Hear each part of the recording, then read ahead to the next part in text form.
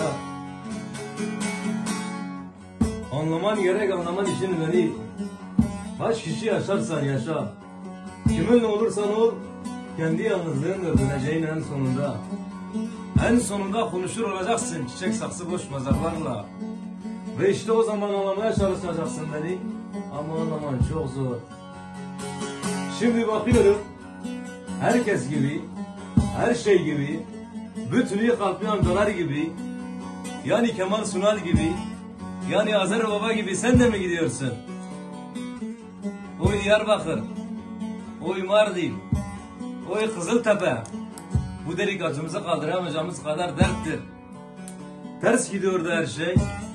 Ya baba, anlam veremediğim bir şeyler vardı. Ulan altımızda çöl yoktu be. Üstümüze dam akıyordu. Yine de millet gözünü dikmiş bizim sevdamıza bakıyordu. Ne oldu size be güzel insanlar ya.